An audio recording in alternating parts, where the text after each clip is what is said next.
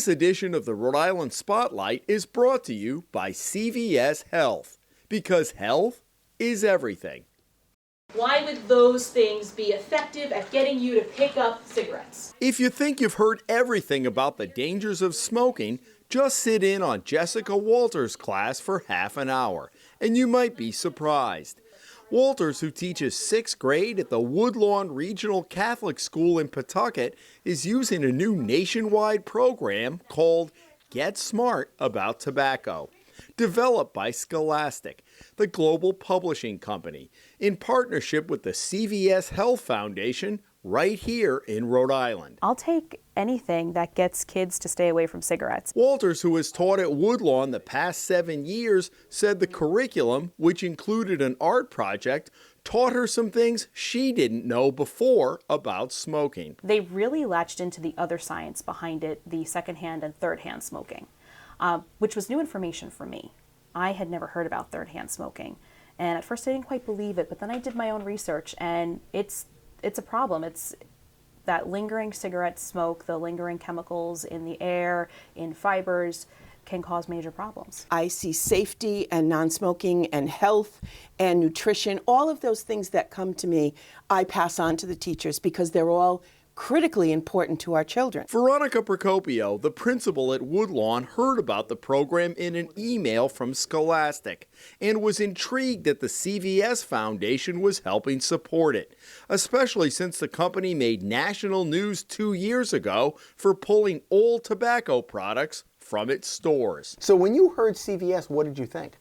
That this was something we needed to be involved in locally. I'm an inner city school. I knew what the non-smoking policy was at CVS and how staunchly they backed the no-smoking policy.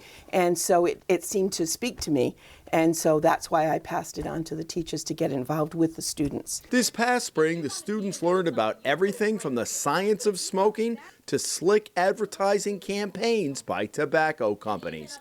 And Walters told them about the physical effects of being a smoker. The majority of them are totally anti-smoking. They are completely against it. Many of them know people who smoke. They don't like it, especially the kids who are very concerned about their appearance and their image. They really latched into the parts of the program that were like, it could affect your skin, it could affect your hair, it could affect, the way that you smell, that kind of stuff. They really hooked into that. And that's what stood out to Victoria Adeboyega. Talked about how it affects every single body part, like the tongue. It could make it swollen and makes your lungs turn black. It makes your teeth turn yellow, makes your hair get thinner. You don't want that. That's attractive, huh? Yeah. In speaking with the children, I was surprised at how many of them knew 12, 13, and 14-year-olds that are currently smoking.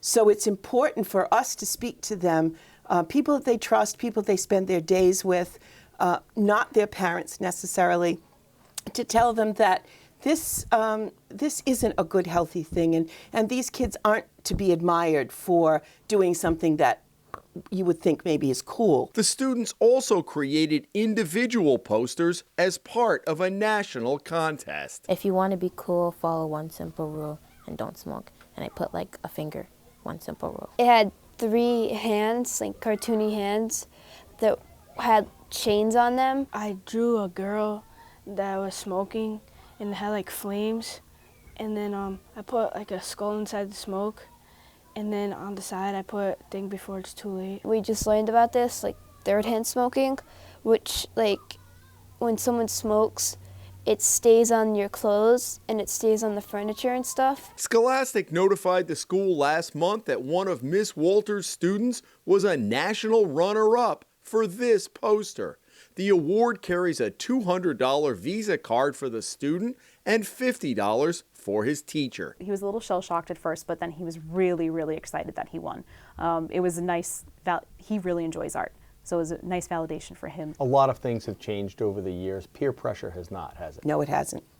No, it hasn't. When they get outside these 4 walls, that's when it really hits, isn't it? It is, and that's what we try to prepare them for. That's part of our mission, is to prepare them for what we know is outside of these walls, and to give them the other side, and to speak to dangerous habits and dangerous activities that other children their own age participate in. To hear that the message is getting out to the kids was gratifying. It was enlightening to me because we do see so many people who smoke. The kids have so many people in their lives who smoke, but at the same time, they're against it.